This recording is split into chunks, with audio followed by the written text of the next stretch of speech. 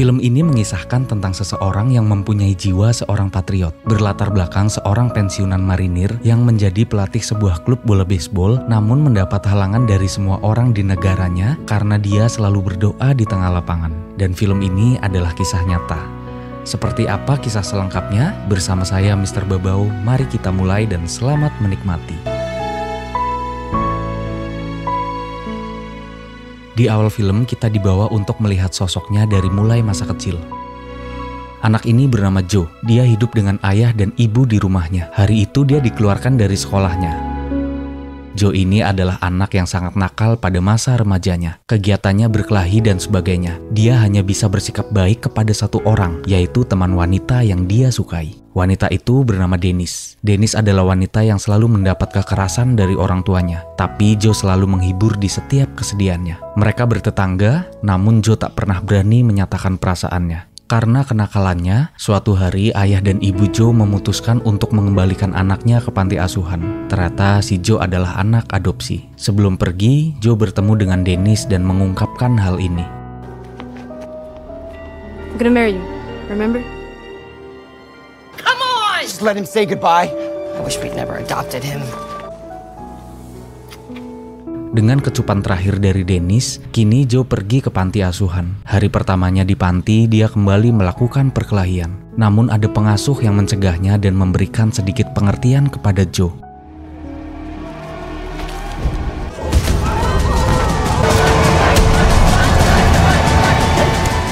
But we don't handle things with our fists. You understand? Setelahnya pada malam hari, Joe mencoba pergi dari panti dan pulang ke rumah. Setelah dia di rumah, terlihat rumahnya yang sangat sepi. Tak lama kemudian, ada tetangganya yang mengatakan bahwa orang tuanya telah pindah. Mengetahui hal itu, Joe sangat kecewa dan merasa dibuang. Tak selang lama, dia dijemput oleh pengasuh di panti. Dia dibawa ke suatu tempat oleh pengasuh. Di sana, pengasuh memberikan sedikit motivasi kepada Joe, hingga kini akhirnya dia menerima nasibnya untuk tinggal di panti. It's got scars, sure, but you can't do it alone. Maybe you should give him a try. Dan kini 10 tahun berlalu. Singkat cerita, Joe sudah memasuki masa pelatihan untuk menjadi seorang tentara. Di sana dia juga masih melakukan komunikasi dengan Dennis dengan cara saling mengirim surat. Terlihat kini Joe sudah menjadi pribadi yang sangat berbeda dari masa kecilnya. Dia adalah seorang pria yang mempunyai semangat juang dan ketangguhan yang tak terkalahkan. Suatu hari di tengah hutan saat sedang menjalani pelatihan, pelatih menyuruh untuk semua anggota berdiri dan menginjak sebuah bendera. Namun terlihat Joe menolaknya. You stop on that flag. I gave you a direct. Are you deaf? What y'all sitting your asses around for? That's right, jump on that flag. Kennedy, disobey a direct? Sir, no, sir. Get your ass over there, right? This private takes great pride in this unit and will not disrespect this unit flag, sir! Get on the ground and give me push-ups! Get over there and stop on that flag! No, sir! Did I say you can stop? What are you doing? Kennedy, all you gotta do is stop on that flag! Well, look at the trouble you causing, Kennedy! You can stop! Melihat kekompakan dan kesetiaan mereka, pelatih pun memberi bendera itu dan menyatakan bahwa mereka semua telah lolos pelatihan. Seminggu kemudian, mereka akan segera diberangkatkan tugas untuk berjuang di medan perang Afghanistan. Sebelum berangkat, Joe ingin menyempatkan diri untuk menemui Dennis dan menepati janji masa kecilnya yang berkata akan menikahinya.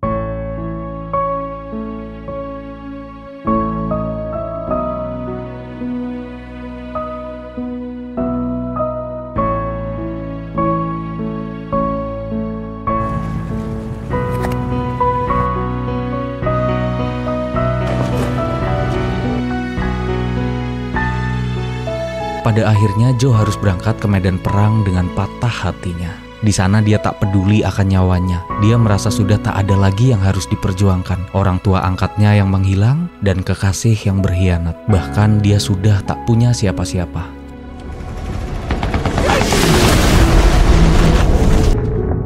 Bertahun-tahun Joe menjadi tentara, kini dia sudah sedikit tua dan tak lagi turun di medan perang. Sekarang dia mempunyai pangkat jenderal dan kegiatannya adalah menjadi mentor untuk para calon-calon tentara yang akan masuk militer. Suatu hari dengan sengaja dia mencoba menemui Dennis tanpa niat apapun dan dia hanya ingin mengetahui bagaimana kabarnya. Di sana mereka mengobrol dan Dennis meminta maaf, lalu menceritakan keadaan hubungannya di masa lalu. Dia sempat menikah namun kini dia sudah bercerai dari mantannya. Dennis ingin mengabari Joe saat itu, namun Dennis merasa tak pantas karena sudah terlalu menyakiti. Mengikuti kata hati, Joe yang sepertinya masih mencintainya, tanpa berpikir panjang apalagi mengingat masa lalu yang menyakiti, Joe memutuskan untuk menikahinya dan memulai kisahnya dari awal lalu mengikhlaskan rasa sakit di masa lalu. Setelah menikah, dia ingin sekali merasakan hidup berkeluarga dengan selayaknya, mengingat sejak kecil dia tak punya siapa-siapa dan tak pernah merasakan kehangatan sebuah keluarga. Dia pun memutuskan untuk pensiun dari kemiliteran dan akan menjalani hidup dengan sederhana bersama Dennis. Been an honor. Kenny! Kini dia hidup bersama Dennis dengan sewajarnya berumah tangga. Kadang bahagia, kadang bertengkar, dan lain sebagainya. Di pagi hari saat Joe sedang berolahraga, terlihat seseorang yang tak dia kenali menyapanya. Ternyata orang itu adalah pelatih dari sebuah klub baseball yang ternama yang bernama Wolverine. Di sana pelatih mengetahui reputasi Joe di kemiliteran dalam menjadi mentor yang sangat baik untuk calon-calon tentaranya. Si pelatih merasa membutuhkan sosok pendamping yang bisa menyatukan tim dan membakar semangat kesatuan di sebuah tim. Dan menurutnya Joe adalah orang yang ahli dalam hal itu. Di sana terlihat Joe yang tak berminat dengan hal itu. Namun si pelatih terus membujuk Joe untuk menjadi pendampingnya dalam melatih. Bahkan setiap hari si pelatih selalu mendatangi Joe. Good morning, Coach. You're up early, Coach. Hey, Coach. Good evening, Coach. Hingga pada suatu hari di sebuah gereja mereka kembali bertemu. Terlihat istri Joe yang menyarankan untuk menerima saja tawaran itu. Maybe you should consider his offer. What? Maybe God thinks you'd make a good mentor. 3, 5, and 6 says to trust in the Lord. Singkat cerita, kini Joe mulai menjadi seorang pelatih. Klub yang diasuhnya adalah klub yang akan mengikuti kompetisi kejuaraan tingkat nasional. Dan Joe dihadapkan dengan tantangan, apakah klub yang dipimpinnya bisa mendapatkan gelar juara atau sebaliknya. Pada hari itu dia memulai mengamati karakter-karakter pemainnya. Lalu dia membuat keputusan tim yang sedikit kontroversial dengan mengganti posisi kapten. He is a retired Marine drill instructor. He has joined our staff and he's going to be making changes to the program. Can I have your captain's jersey, please? Johnson, you're captain now.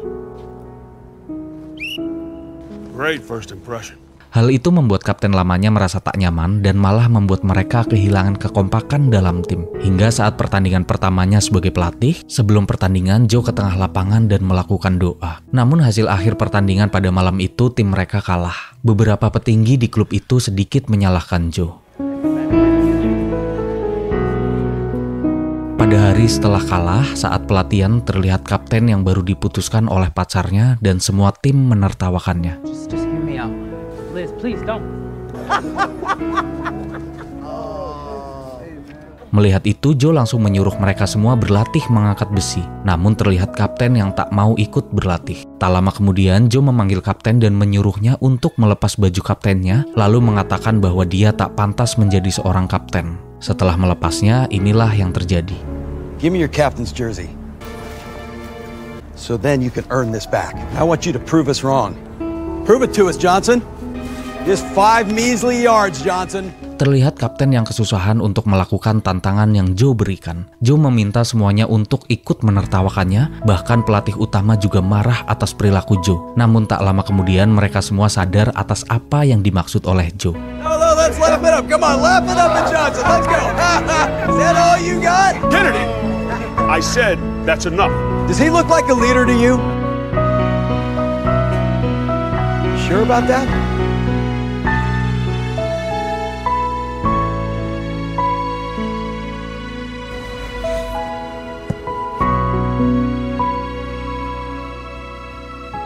One, two, three.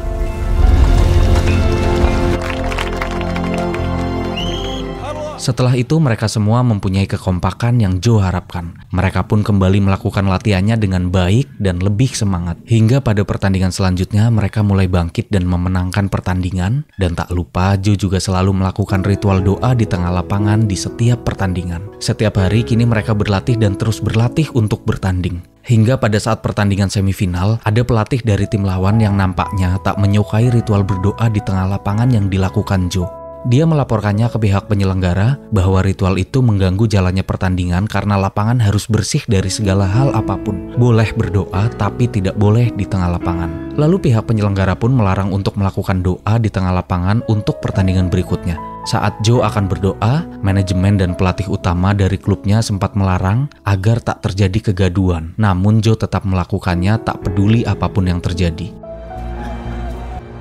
You told him, right? Don't do it, Joe. You know what this means.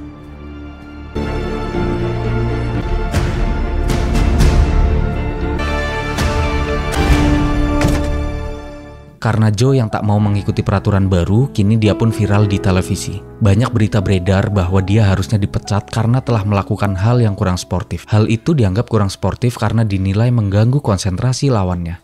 He expects to be fired for taking a knee in prayer after Friday night's game. Hingga pada pertandingan semifinal, banyak penonton yang menyorakinya dari tribun. Guys, focus on the game. Ignore that. Focus on the game. Melihat masalah ini membesar dan cukup mengganggu konsentrasi anak didiknya, Joe tetap bersikeras dan meminta keadilan. Dia mempertanyakan apa yang salah dengan berdoa, karena baginya berdoa adalah hak bagi setiap manusia yang bernyawa, dan hanya kematian yang bisa menghentikan manusia untuk berdoa. Lalu manajemen tim dan seluruh anak didiknya mendukung Joe untuk memperjuangkan hal kecil yang menurutnya benar. Dan kini juga mulai banyak orang-orang yang sadar dan mendukung Joe. Mereka sadar larangan berdoa hanyalah sebuah alasan dari pihak lawan agar tim yang dipimpin Joe mendapat diskualifikasi. Bahkan karena maraknya berita itu, Joe pun harus mengikuti sidang tentang peraturan baru yang akan dikeluarkan oleh negara dalam cabang olahraga baseball. Dalam sidang itu, Joe tetap memperjuangkan kebebasan semua warga negara agar bisa melakukan doa dimanapun dan kapanpun. Setelah sidang, keputusan akan diberitakan secara online agar seluruh masyarakat bisa turut serta mengetahui peraturan baru yang akan dikeluarkan. Setelah seminggu kemudian, Joe dan rekan-rekan di timnya berkumpul menunggu pengumuman dibacakan.